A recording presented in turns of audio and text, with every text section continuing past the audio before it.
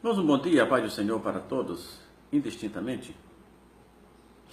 Vamos ler alguns versículos que se encontram na segunda carta de Pedro, no capítulo 3, versículo 7 a seguir, que diz assim: Ora, os céus que agora existem e a terra, pela mesma palavra, se têm entesourados para o fogo, estando reservado para o dia do juízo e a destruição dos homens ímpios.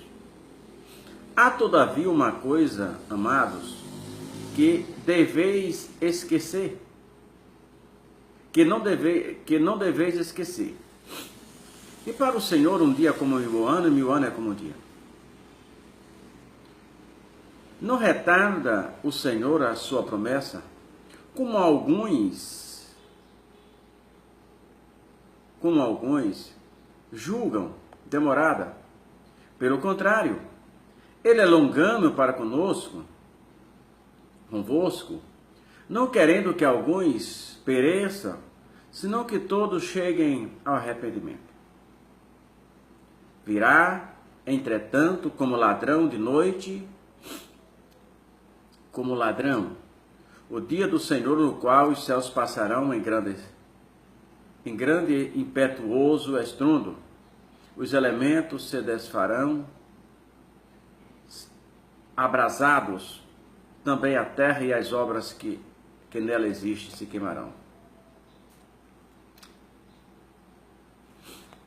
Aí o versículo 11 diz: esperando e apressando-os a vinda do dia de Deus, em que a causa ao qual os céus incendiados serão desfeitos, os elementos abrasados se derreterão.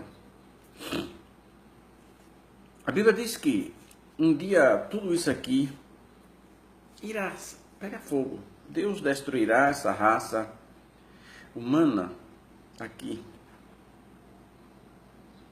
Não sobrará nada nem ninguém. Céu e terra será queimado. E a Bíblia diz que Deus criará um novo céu, uma nova terra onde habita a justiça. Certamente é onde os salvos estão. Porque o versículo 3 diz: Nós, porém, segundo a sua promessa, a promessa quem? A promessa de Deus, esperamos novos céus e nova terra, nos quais habita a justiça. Porque a justiça de Deus, ela não falha, ela será sempre a justiça de Deus. Aqui na terra nós temos uma balbúrdia jurídica, em que decisões são repetidas 20 e 30 vezes. Se o cara tiver dinheiro, não, se o cara é pobre, o cara é condenado e fica, mas se o cara tem dinheiro, gasta-se fortuna e vai protelando isso aí. Mas certo é que um dia tudo isso vai pegar fogo. Deixa-me traçar um paralelo com a época de Noé. Na época de Noé foi orientado por Deus a construir uma arca, onde passou aí por aproximadamente 50 anos, apesar de alguns pregadores, por falta de conhecimento. Uns dizem que ele passou 120 anos na construção da arca, outros falam em 100 anos, mas na verdade é que Noé não passou nem 50 anos na construção da arca. Mas não é isso que eu quero falar. E Noé avisava o povo orientado por Deus que viria uma grande chuva, na verdade que seria um dilúvio sobre a face da terra, onde toda a alma pereceria. Entretanto, as pessoas não deram crédito o que o velho Noé, já com 500 anos de idade, aproximadamente 550 anos, quando eles começam a construção daquela arca, falava. Era impossível para o povo, não chovia. A terra era molhada pelo processo natural, era o orvalho da noite que molhava a terra. E agora aparece um velho dizendo, esse velho só pode estar louco, dizendo que vai chover. Mas certo é que o velho Noé acreditava no Deus a quem ele ouvia, e a arca fora construída. Depois da arca construída, Deus ordena que ele pegue um casal de cada animal, e os animais assim o fizeram. Tudo que aconteceu naquela arca foi milagre, porque só o elefante era capaz de comer toda a alimentação durante os 360 dias aproximadamente que passaram dentro da arca. Porque a arca foi selada no ano 6, no segundo, aos 17 dias do segundo mês do ano 500 da vida de Noé.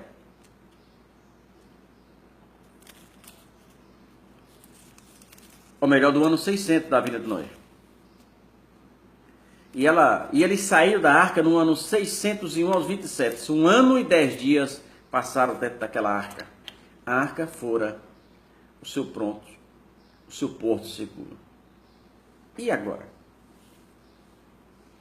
Naquele tempo disseram que era com água e a água veio. Agora Pedro está dizendo que é com fogo.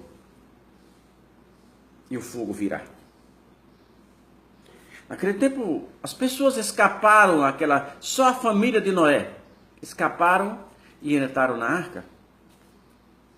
E hoje nós estamos mostrando, com base na palavra de Deus, com base no próprio Jesus disse, eu sou o caminho, a verdade e a vida, ninguém vem ao Pai senão por mim. João 14, 6. Nós estamos mostrando para as pessoas que esse dia vai chegar e a nossa arca agora é Jesus. A nossa arca agora é aquele homem que morreu na cruz do Calvário, derramando a sua última gota de sangue para salvar a nossa vida. Se despojou de um mundo de glória, de um céu de glória, de uma coroa de ouro, e veio morar num mundo pecaminoso, cheio de peçonhas. Recebeu uma coroa de espinhos, fora chicoteado.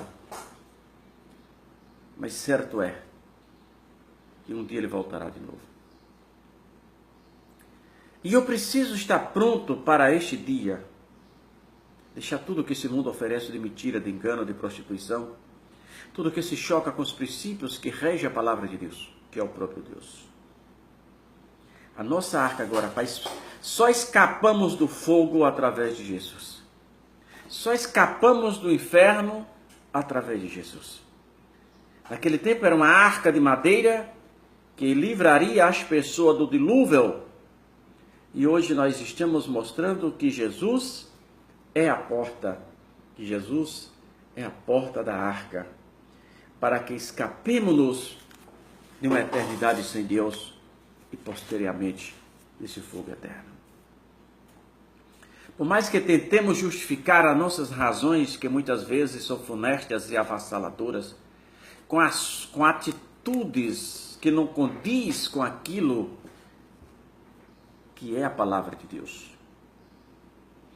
As pessoas brincam de ser crente, brincam com o evangelho, vão para a igreja, são verdadeiras reuniões onde Jesus nem sequer está lá.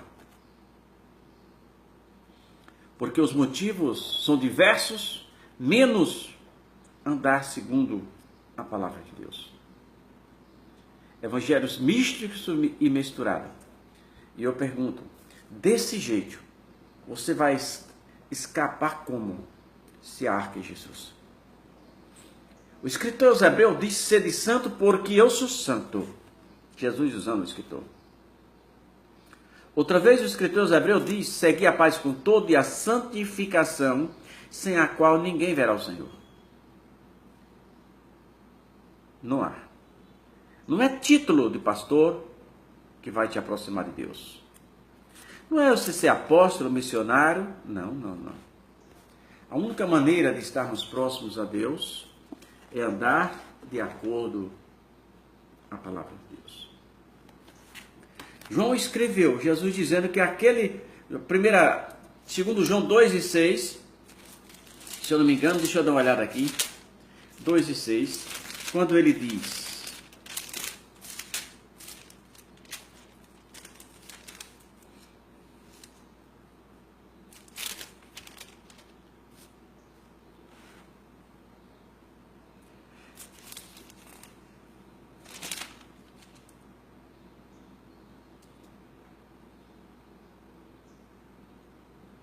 Aquele que diz que está nele, também deve andar como ele.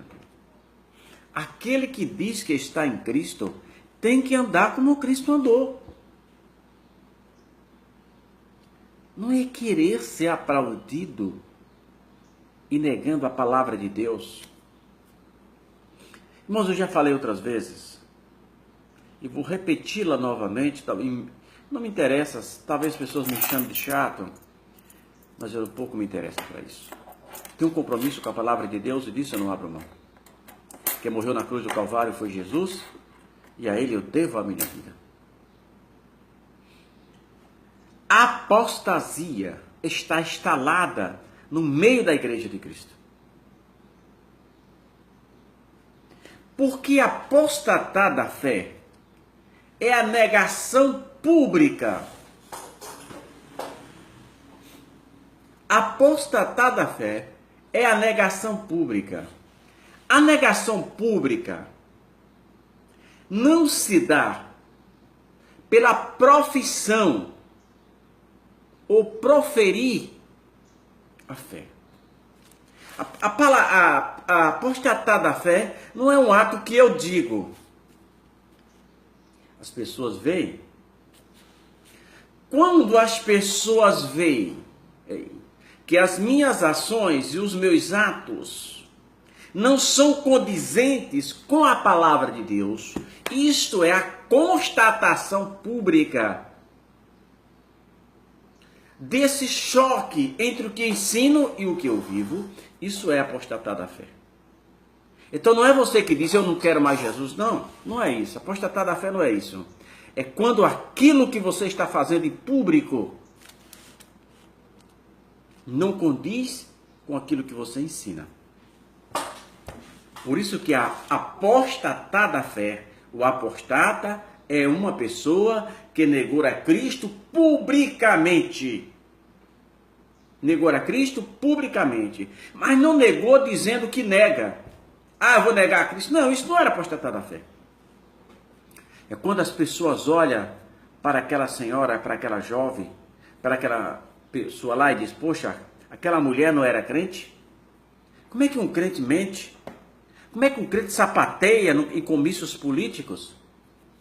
Pula, sai pulando parecido os cabritos? Como é que um crente apoia movimentos que se choca com a palavra de Deus, que diz que vai destruir a família? Isso é apostatar da fé. Apostatar da fé é quando as minhas ações, os meus atos, diz outra coisa além daquilo que deveríamos. Além da palavra de Deus. Então devemos... E a única saída continua sendo Jesus Cristo. Como eu vou estar naquele dia? Como eu vou estar? Se a minha arca é Jesus, como eu escaparei de uma eternidade sem Deus, praticando coisas erradas, que fere a palavra de Deus? Eu tenho dito, não tenho mais condições hoje de estar pregando nos púlpitos. Não tenho. Por isso escolhi as redes sociais. Porque os apostatas estão em cima do púlpito, para não perder dízimo, para atrair gente para a igreja, e começa a aceitar a igreja com misticismo, que você não sabe se é espírita, se é evangelho, no meio da igreja de Cristo. Igreja vivendo num estado de êxtase, quando a Bíblia diz que Deus não dá nada além da nossa capacidade de suportar. Se o espírito que está no indivíduo controla ele, não é de Deus esse espírito. O espírito de Deus, ele não controla o indivíduo. Não. A Bíblia, Deus não dá nada além da capacidade de suportar. Porque assim um homem poderia dizer que Deus que cometera certas coisas porque não fora ele. Não. O homem tem que estar em plena lucidez para as suas decisões. Então, aonde você vai passar a sua eternidade? Pedro 3, 7 a 12.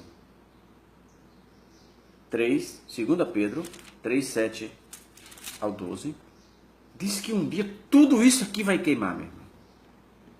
Tudo isso aqui vai pegar fogo. E eu pergunto novamente para você: aonde você vai passar a sua eternidade? Se a vida que você está levando agora é essa que Jesus escolheu para você. Por que Jesus escolheu? Juraci, não foi você? Não, não foi você que escolheu. Foi Jesus que escolheu. Será que você está correspondendo àquilo que Jesus escolheu para você?